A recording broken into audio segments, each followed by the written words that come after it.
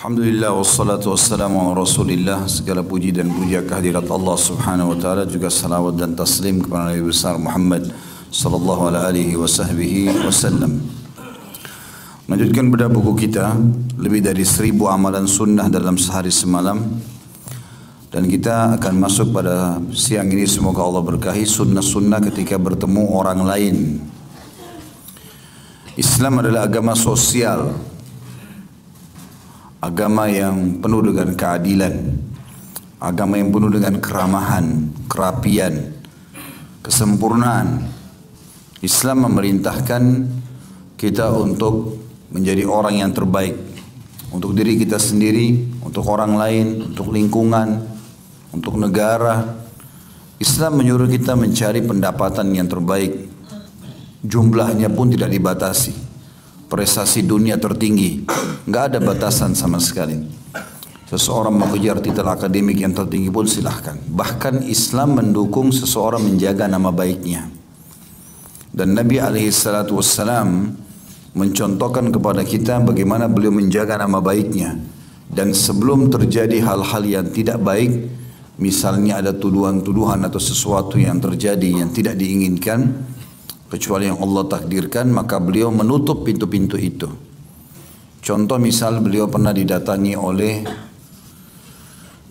Sofia radhiyallahu anha, istrinya, di malam i'tikaf di masjid. Satu hajat, seorang istri punya hajat dengan suaminya, tentu bukan biologis, karena orang i'tikaf tidak boleh berbiologis. Dan Sofia datang ke dalam masjid untuk menemui Nabi SAW, menyampaikan hajatnya. Waktu mau pulang karena malam, maka Nabi SAW menemani istrinya pulang.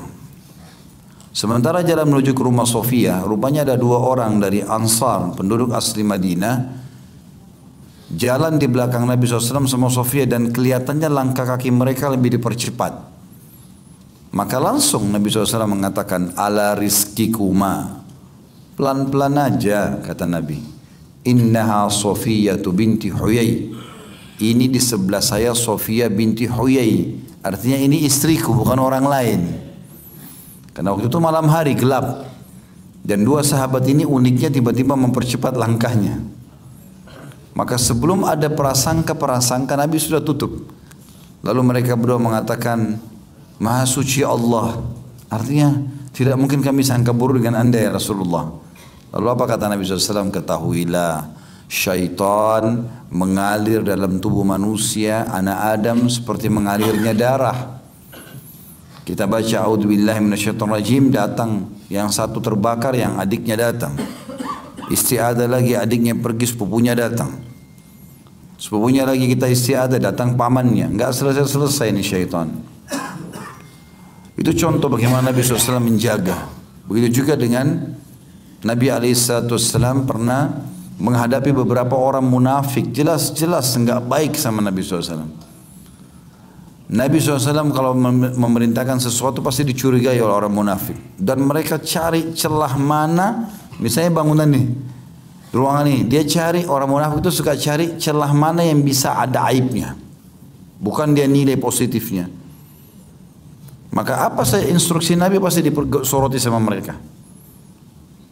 Pernah Nabi SAW lagi duduk, waktu mau perang Tabuk, suruh sahabat kumpulin jihad, ayo sedekah semuanya. Ada orang-orang munafik dulu dalam majlis. Rupanya ada sahabat datang, karena Nabi suruh sumbang harta, dia bawa harta banyak sekali, emas sama perak, saking beratnya diangkat kain tersebut jatuh lagi. Begitu terus sampai di hadapan Nabi SAW. Lalu orang itu mengatakan, ya Rasulullah, ini buat Allah dan Rasulnya. Apa kata orang-orang munafik di situ? Mereka enggak nyumbang, 1 dirham pun enggak nyumbang. Lalu mereka bilang, riya nih orang. Gak lama kemudian datang lagi sahabat, cuma bawa 1 keranjang kecil kurma, isinya cuma 5 butir kurma. Itu yang dia punya, dia miskin, enggak punya apa-apa. Ya Rasulullah, ini sumbangan buat Allah dan Rasulnya. Kata orang munafik lagi apa? Sesungguhnya ya apa, mau dibuat apa dengan 5 butir kurma untuk jihad? Padahal mereka sendiri 1 butir pun tidak nyumbang. Terus saja mereka menyakiti Nabi SAW. Nabi suruh keluar, ayo perang jihad. Setelah kumpul harta semua, orang-orang munafik mengatakan, untuk apa Muhammad menyuruh kami berperang di musim panas? Apalagi pada saat itu tinggal tunggu 2-3 hari lagi itu panen kurma, dan sumber utamanya pendapatan masyarakat Madinah adalah kurma. Di situ diuji imannya. Orang-orang munafik protes lagi, dan sekian banyak protes mereka. Selalu saja kalau Nabi SAW menyampaikan kepada para sahabat, kenapa ya ada yang bilang begini, kenapa ada yang bilang begitu, maka para sahabat langsung mengambil keputusan, ya Rasulullah, kami tahu siapa yang anda maksud. Perintahkan kami tebas lehernya, bunuh aja selesai. Ini orang-orang munafik ini ngomong sembarangan, tebas lehernya selesai, kan habis fitnahnya. Tapi Nabi SAW bukan bilang itu. Nabi mengatakan jangan sampai nanti orang bilang secara sejarah nanti ini setelah saya meninggal pun orang akan mengatakan Muhammad bunuh sahabat-sahabatnya. Udah, yang penting kita sudah tahu buruknya, udah kita jaga, jangan sampai kita kena bahaya mereka, tapi jangan juga kita merusak nama kita. Artinya teman-teman, apa yang saya datangkan semua tadi ini mengajarkan kepada kita bahwasanya seorang muslim harus menjadi orang yang terbaik, menjaga nama baiknya, mengejar prestasinya. Apa saja yang terbaik antum dianjurkan untuk menjaga itu. Dan makin tinggi prestasi yang kita kejar, makin harum nama kita dunia, makin juga tinggi derajat kita di sisi Allah Subhanahu wa taala. Bahkan Nabi SAW mengatakan, kalau di tangan kalian ada bibit tanaman dan kalian tahu besok kiamat, tetap tancapkan. Ya. Maka ini semua teman-teman berarti memang Islam memotivasi kita untuk menjadi orang yang sukses dan berhasil. Di antaranya adalah bagaimana kita menjaga muamalah dengan orang lain. Penulis ini mengangkat di antara hal-hal yang bisa kita panen pahala banyak dari orang-orang, gitu kan? Dan bagaimana kita menjaga muamalah dengan dia. Yang pertama, mengucapkan salam. Sering mendoakan dan saling mengucapkan salam satu sama yang lain. Berdasarkan hadis Nabi SAW, berdasarkan hadis, anna rajulan sa'ala Rasulullah SAW ayyul islamin khair, qala tuti'mu at-ta'am wa taqra'u as-salamu ala man arafta wa man lam ta'rif. Bahwasanya seseorang bertanya kepada Rasulullah SAW, amalan apakah yang terbaik dalam Islam setelah amalan wajib, sunnah yang paling besar pahalanya. Rasulullah SAW menjawab, memberikan makan, traktir orang lain, dan mengucapkan salam kepada orang muslim yang kau kenal maupun kau tidak kenal. Ramah dalam bermuamalah, sering menyapa dan mendahului sapaan, ini adalah hal yang positif. Dan saya yakin teman-teman kalau biasa ikut di perusahaan begini, pelatihan, peningkatan skill, terutama bagian marketing, bagaimana mereka harus bisa menyapa dengan baik, senyum, ramah dan segala macam, itu Islam sudah mengajarkan. Bahkan yang paling baik adalah yang memulai untuk menyapa. Dan kata Nabi SAW berhubungan dengan masalah salam ini, tentu kita dalam Islam salamnya adalah, sapanya adalah salam ya. Karena assalamualaikum adalah semoga keselamatan ada padamu di dunia dan di akhirat. Wa rahmatullah, semoga kau selalu dapat rezeki Allah yang luas. Karena rahmat artinya karunia. Wa barakatuh, dan semoga selalu berkah, cukup buat kamu. Itu sapaan yang paling baik. Makanya Nabi SAW menekankan sekali, kata Nabi SAW, kalau dua orang muslim lagi lewat, terpisah oleh pohon atau batu, maka yang terbaik adalah yang memulai salam. Tetap disuruh salam, itu kan. Pernah juga Salman Al-Farisi radhiyallahu anhu, dia bersahabat dekat sama Abu Darda. Abu Darda tinggal di Madinah, Salman Al-Farisi tinggal di Persia. Di akhir hidup mereka berpisah tempat. Waktu zaman Nabi SAW mereka tinggal sama-sama di Madinah. Yang jelas pada saat itu ada orang datang dari Madinah, dari Abu Darda. Lalu kemudian Abu Darda bilang, kalau kalian pergi ke Persia nanti temui sahabat saya yang kalau Rasulullah duduk berdua sama dia, enggak, Rasulullah tidak butuh orang ketiga. Salman Al-Farisi, suruh temui. Datanglah dua orang ini menemui Salman Al-Farisi. Subhanallah, begitu tiba ketemu Salman Al-Farisi, Salman bilang sama mereka, kalian dari mana? Kami dari Abu Darda. Mana titipan amanahnya Abu Darda? Lalu kata mereka, Abu Darda enggak titip apa-apa. Salman bilang, bertakwa kepada Allah, jalankan amanah, takutlah sama Allah. Mereka bilang, demi Allah dia tidak titip apa-apa. Dan jangan kau buat kami ketakutan nih, jangan buat kami salah, gitu kan. Kalau kau mau ini harta kami, pesan saja, bilang apa yang kau inginkan kami kasih. Tapi Abu Darda enggak titip apa-apa. Lalu kemudian kata Salman, keulangi lagi, bertakwalah kepada Allah. Akhirnya mereka bilang, kami enggak dititipkan apa-apa kecuali dia mengatakan kirim salam buat Salman. Maka kata Salman, Itu titipan yang paling berharga. Yang saya tunggu itu. Apakah titipan yang paling baik daripada salam itu sendiri? Artinya memang bagi seorang muslim, tugur sapa ini adalah bagian yang baik. Ya. Itu yang dimaksudkan dengan hadis ini. Kemudian juga hadis yang kedua, an Imran ibn Husain radhiyallahu anhu qala ja'a rajulun ila Nabi sallallahu alaihi wasallam faqala assalamu alaikum faradda alaihi assalam thumma jalas thumma qala an-nabi sallallahu alaihi wasallam 10 ثم جاء آخر فقال السلام عليكم ورحمة الله فرد عليه فجلس فقال 20 ثم قال آخر فقال السلام عليكم ورحمة الله وبركاته فرد عليه فجلس فقال 30. Dari Imran bin Husain radhiyallahu anhu ia berkata, seorang laki-laki datang kepada Rasulullah SAW dan dia berkata, Assalamualaikum, itu saja, keselamatan buat kalian. Maka Rasulullah SAW menjawab salam atasnya. Lalu kemudian orang itu duduk. Lalu Rasulullah SAW bersabda, orang ini dapat 10 pahala. Lalu kemudian selanjutnya orang kedua datang, lalu berkata, Assalamualaikum warahmatullah, ditambah warahmatullah. Beliau menjawab, lalu kemudian orang itu duduk. Lalu kata Nabi SAW, orang ini dapat 20 pahala. Lantas orang ketiga datang lalu berkata, Assalamualaikum warahmatullahi wabarakatuh, lengkap. Nabi SAW menjawab, orang itu duduk. Lalu Nabi mengatakan, orang ini dapat 30 pahala.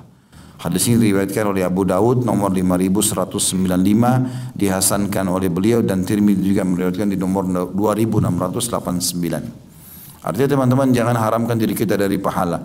Biasakan ucapkan salam lengkap. Assalamualaikum warahmatullahi wabarakatuh, lengkap.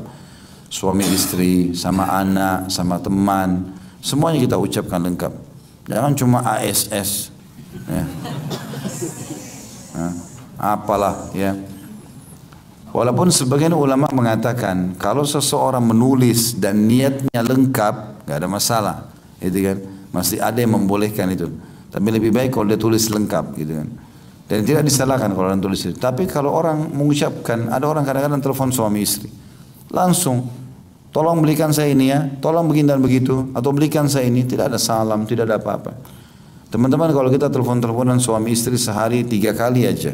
Setiap telepon, Assalamualaikum warahmatullahi wabarakatuh. Semoga keselamatan dunia akhirat untukmu. Semoga karunia Allah selalu kau dapatkan. Semoga selalu berkah. Itu luar biasa. Ya. Begitu juga pada saat masuk di kamar anak, ketemu dengan anak, masuk rumah. Bahkan kata Nabi SAW, sampai masuk rumahnya lalu dia salam, syaitan di sekitar rumahnya akan berkata pada teman-temannya, tidak ada tempat nginap buat kalian malam ini. Syaitan gak bisa masuk rumah yang dimulai dengan salam di depan pintu. Kata beliau, lihatlah wahai saudaraku, semoga Allah SWT selalu menjagamu. Berapakah pahala yang hilang dari diri seseorang yang hanya merasa cukup dengan sebagian dari lafaz salam karena enggan untuk menyempurnakan lafaz salam tersebut, padahal dia pantas untuk mendapatkan 30 kebaikan apabila ia menyempurnakannya, sedangkan nilai kebaikan yang ada sekurang-kurangnya 10 kebaikan. Maka apabila dikumpulkan akan menjadi 300 kebaikan yang terkadang menjadi berlipat ganda. Karena ada hadis Nabi yang berbunyi, teman-teman sekalian, setiap pahala, setiap amal soleh Allah lipat gandakan menjadi 10 kali lipat. Artinya kalau antum bilang Assalamualaikum dapat 10 pahala sesuai dengan kadar minimalnya, tapi itu dijanjikan dilipat gandakan 10 kali lipat, berarti dapat 100 pahala. Wa rahmatullah berarti 200, wa barakatuh berarti 300 pahala. Abdullah bin Umar radhiyallahu anhuma itu kalau sudah selesai sholat duha, sudah selesai semua aktivitasnya, beliau sengaja keluar dari rumahnya ke ujung jalan rumahnya baru kembali lagi, hanya untuk ucapin salam sama orang-orang. Bolak-balik kita teman-teman ketemu, bahkan teman-teman di Saudi sering praktikin itu. Ya, walaupun dia duduk sebentar lalu dia keluar. Seringkali kami bertamu ke rumah teman-teman di Saudi, kami di ruang tamunya. Dia masuk sebentar ke dalam mau pesan makanan sama istrinya. Dia berdiri nih. Dia masuk, padahal ini sama-sama tadi masuk ke rumahnya. Udah salam waktu masuk rumah. Dia masuk ke ruangan tamu tersebut, dia salam lagi. Udah biasa itu. Dia turun naik mobil sama temannya, dia beli minuman sebentar di supermarket, dia kembali lagi salam dengan temannya di mobil. Karena kata Nabi SAW begitu. Hendaklah orang yang berjalan, berkendaraan memberikan salam kepada orang yang berjalan, orang yang berdiri kepada orang yang duduk, orang yang muda kepada yang tua, dan orang yang berbaring atau orang yang sedikit kepada orang yang banyak. Maka salam dianjurkan, ini pahalanya sangat besar. Kata beliau, wahai saudaraku yang tercinta, biasakanlah lisanmu untuk senantiasa menyempurnakan lafaz salam tersebut hingga sempurna pada lafaz wabarakatuh, semata-mata untuk mendapatkan pahala yang agung. Ya, karena wabarakatuh artinya semoga semua yang kau dapatkan itu cukup untukmu. Seorang muslim mengucapkan salam berkali-kali dalam sehari semalam, yaitu ketika memasuki masjid, memberi salam kepada orang yang hendak sholat. Begitu juga ketika mereka saling berpisah dan ketika akan masuk dan keluar rumah. Wahai saudaraku, jangan lupa bahwa hal yang termasuk sunnah adalah mengucapkan salam secara sempurna bagi siapa saja yang menghendaki untuk berpisah dari temannya. Mau pulang, berpisah motor, assalamualaikum, berpisah mobil, assalamualaikum warahmatullahi wabarakatuh, dan lengkapkan. Syaitan bisikin itu terlalu panjang, enggak. A'udzubillahi minasyaitonirrajim. Pahalanya besar. Dan kata para ulama, jangan pernah kita menilai satu pahala itu dengan angka 1 atau seperti jari kita 1. Karena bisa saja satu pahala itu seperti gunung Uhud besarnya. Kita enggak pernah tahu. Makanya kata Nabi SAW, la tahkiranna minal ma'rufi syai'a. Jangan pelit-pelit dengan satu amalan yang baik. Kita tidak pernah tahu kadar pahalanya. Mungkin dengan satu amal baik, senyum dengan muslim, sedekah 1.000 rupiah, mungkin salaman sama seorang muslim, mengucapkan salam sudah cukup. Allah berikan kita kesehatan sebulan misalnya, ya, ketentraman jiwa, kebahagiaan segala macam. Kata beliau, anjuran tersebut berdasarkan hadis Rasulullah SAW bahwasanya beliau bersabda, "Idzan taha ahadukum ilal masjid majlis falyusallim fa idza arada an yakuma falyusallim falaysatil ula bi ahqqi minal akhirah." Apabila salah seorang di antara kalian tiba di satu majlis, masuk seperti ini, maka hendaklah memberi salam. Dan apabila akan meninggalkan majlis, hendaklah memberi salam. Yang pertama tidak lebih berhak dari yang terakhir. Hadis ini riwayat Abu Daud nomor 5208 dan Tirmidzi 2707. Artinya ucapan salam kita yang pertama itu sama saja nilai pahalanya dengan ucapan kita pada saat mau berdiri. Jika sunnah mengucapkan salam ketika masuk dan keluar dari masjid dan dari rumah dikumpulkan, maka akan dilipatkan tidak kurang lebih dari 20 sunnah. Bahkan terkadang jumlahnya bertambah banyak lagi ketika seorang muslim keluar atau pergi dari rumah dan hendak bekerja, lalu berjumpa dengan orang lain di jalan. Juga akan bertambah ketika berbicara lewat telepon.